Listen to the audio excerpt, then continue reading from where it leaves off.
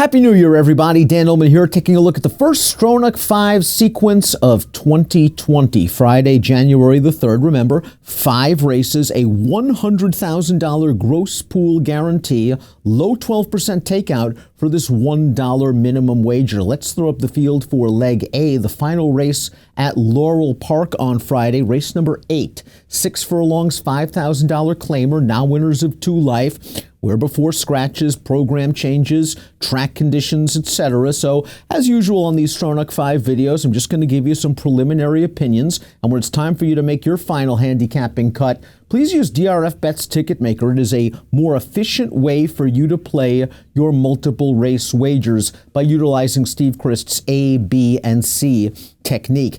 Laurel Park Leg A, again, low-level condition claimer, kind of a skull-buster of a race. I want to split 2 A's and 2 backups. Whether they are going to be B's and C's for me, I am not sure just yet. My 2 A's, the 4 Lady Rosina, the 6 Oya, they just figure in this race, especially the 4 Lady Rosina, who's my top selection in the field.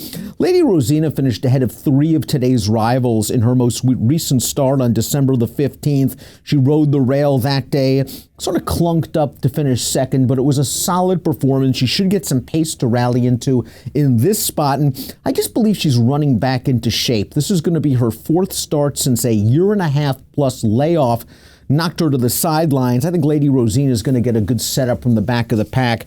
As for Oya, to me, she's still just all upside. Her most recent start was her first start off the Dale Capuano claim. Capuano added blinkers, dropped her in for a $10,000 maiden claimer, and this filly won rather easily. It was a slow race, a 33 Beyer speed figure, but she's only started twice in her career, a late May foal, probably one of the reasons why it took her so long to get to the races. Oya, I think, can be effective from mid-pack. I'm not sure she can be as close to the pace as she was last time out, but I think she does have some promise. I do think 3-1 on the morning line's a little bit light on Oya. However, my 2 backups in here are going to be better prices. The number 1, Lady Loose, is 12-1 on the morning line, and she might be the speed of the speed in here for trainer Patrick McGill. This horse won off a year-plus layoff, 2 back at Charlestown. She made her return to Laurel Park most recently. She showed some big speed before tiring at 35-1. I think that race is a little bit better than it looked. I don't think speed in the rail was good that day. That's where Lady Loose was, and Lady Loose might attempt to shake loose one more time. Another backup I want to use is Arbutus, and I believe that the number 8 Arbutus has to be used as a backup only because she's just not a winner. She's 1 for 30 lifetime, but she is taking a big drop in class from the 14,000 now winners of 2 life down to this depressed 5,000 now winner of 2 life level. She has tactical speed. She can be on a lead. She can be off of the pace. She's not a winner, but she does have races that indicate she can compete, dropping down to the 5. So my A's right now, 4 and 6. My backups, 1 and 8. First leg of the $100,000 guaranteed gross pool in this week's Stronach 5. Leg B, Gulfstream Park, race number 9. Turf sprinters in action. 5 furlongs, allowance race. Now winners of 1 other than for fillies and mares. I'm going to go 3 deep in here, but I like a price source.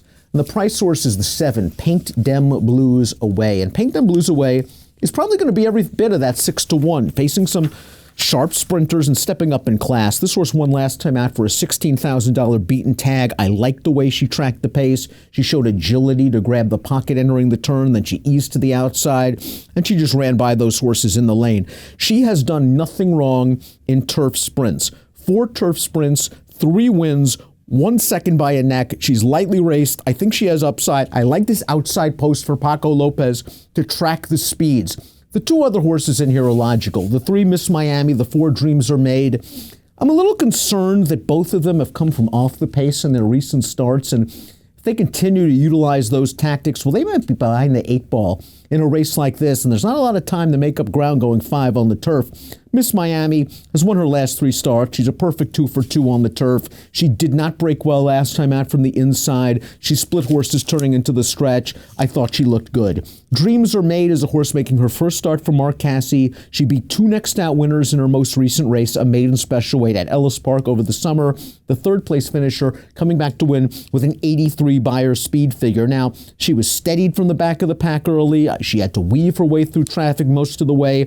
She ran hard in the stretch to win that race with an 81 Beyer in her turf debut. She does not have speed Dreams are made, again, 3-1 on the morning line, a little light considering her running style. It appears she has some ability.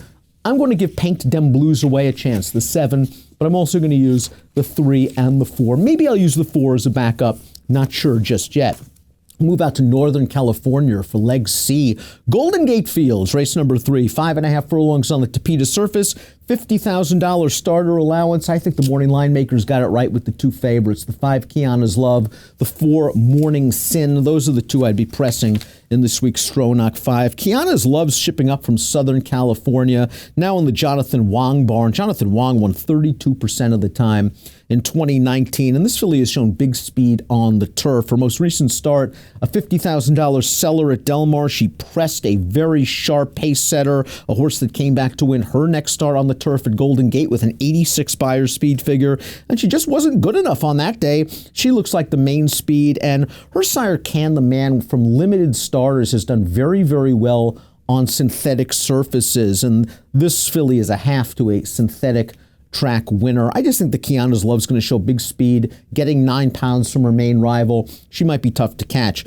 Morning Sin shipped up from Southern California last time out in a $25,000 maiden claimer. She was bet to 2-5. She ran like a 2-5 shot should. She won by 7. Perhaps most importantly, she showed she can handle a synthetic surface. She has speed. I don't believe she has Kiana's Love's speed, but if Kiana's Love doesn't handle the synth, Morning Sin might be the one to attack turning into the stretch. They just seem like the 2 most logical horses in the field. I'm going to go with both of them as A's. If I absolutely had to use a backup, and I don't think I'm going to use one, it would be the 2 Starza, who would benefit if the 4 and the 5 hook up in a prolonged speed duel. Starza is turning back in distance off a runner-up effort. At this class level on December the 13th, the horse had to come 3-4 wide on the turn that day. I didn't think it was a great effort. She's the kind of mare that likes to cash in on minor award situations. Starza, for me, if you got the cash, you can throw her in as a backup. Leg D, Gulfstream Park, race number 10, $16,000 maiden claimer, 1 mile on the turf. Gabby's Dream just looks very, very logical, and she will be my only A in this race. Gabby's Dream getting blinkers for the first time for trainer Safi Joseph, and this filly just ran well last time out at Gulfstream West. There was not a lot of pace on. She saved ground in mid-pack, split horses on the far turn, and then finished evenly down towards the inside in a race that was won in blowout fashion by Yolanda's Pride. And the 53 Beyer from that race, I think this was validated when the runner-up came back to finish 3rd with a 54 Beyer in a $25,000 maiden claimer. Gabby's Dream draws a nice inside post. The blinkers should get her into the race earlier. Paco Lopez takes them out. There's a lot of things to like about Gabby's Dream. I will use one backup, probably as a C, and that's a big price in here. That's the number 10, Signing Bonus. Signing Bonus is a nice pedigree to go long on the turf. The Second Dam was a graded stakes winner on the grass. Signing Bonus last time out made her turf debut. It was off a 2-month layoff. Didn't really fire that day. Wasn't expected to fire that day. She was 108-1. She takes a drop in class. She has shown some sprint speed in the past, and I just wonder if Victor LeBron's going to try to send this horse and maybe make the front in here. That's not a bad place to be in this maiden claiming affair where you've got horses that are 0-9, 0-7, and haven't shown much pop. But way the horse to beat is Gabby's Dream. I think a lot of folks are going to be singling her in this week's Stronach 5. I'll use Signing Bonus as a deep backup. We'll close things out at the Great Race Place, Santa Anita for leg E, approximate post time, 2:08 Pacific, 5:08 Eastern. Condition claiming race, 1 mile on the turf. Invincibella, the number 8's my top selection in this race. She's just getting needed class relief. She's raced 5 times in North America. She's been in entry-level optional claimers all 5 times. She hasn't done great. She's been big price in all of those races. Now she gets the drop into the 25, and I think that's going to make all the difference. She didn't really run last time out, completely overmatched in a field that included a horse that came back to run 3rd in the Grade 1 American Oaks with an 88 Beyer speed figure. Invincibella, it might be now or never time for her, taking this gigantic drop in class. I want to use the 3 Diamond of Value, another horse at a price. She's 8-1, only 1 for 10 lifetime, but she's only raced once on the turf, and I thought that was a promising effort that preceded a year-plus layoff. She's run a few times now sprinting on the dirt for Alfredo Marquez. Decent form last time in the condition claimer where she ran 2nd. Maybe stretching out on turf is what they've been waiting to do all along. I'd like to give her a chance stretching out on the turf. I think she can be forwardly placed. From post position 3. Harper's Gallop on the inside's got some speed, but I think she'll be close under Ruben Fuentes. Two backups in here considering the 4 Tinny, a horse that's going to take a lot of money in here. I'm not sure I completely trust Tinny. She had to go up to Golden Gate Fields to break her maiden for Dick Mandela. She had a perfect trip saving ground, got to the outside, and won with a 63 buyer, which would put her in good stead here. But it's not like it stands her out as a horse, as the horse to beat at a relatively short price. I don't want to get beaten by her if one of my other price horses comes in earlier in the Stronach 5. But Tinny at 3-1, kind of light for me. And Point Hope the 9, 5-2. Blinkers on might be the key for this one. For Ron Ellis, if you check out the Clocker report on DRF.com, they really like one of this horse's recent workouts. I'm presuming that came with the blinkers on. Point Hope has to prove herself at the mile. And again, at 5-2, she just seems a little bit light. So I'm sort of on the edge with Tinny or Point Hope. Maybe I'll use both of them as backups. Maybe I'll only use one of them as a backup. Maybe I won't use either one of them as a backup. But right now, they're on the cusp as backups only at short prices. I want to use Invincibility 8 and the 3 Diamond of Value as my main plays in the final leg of this week's Stronach 5. Again, remember, $100,000 gross pool guarantee, low 12% takeout. It's a $1 minimum wager, and all the action kicks off with leg A. Laurel Park Race 8, approximate post time 3:50 Eastern. Best of luck.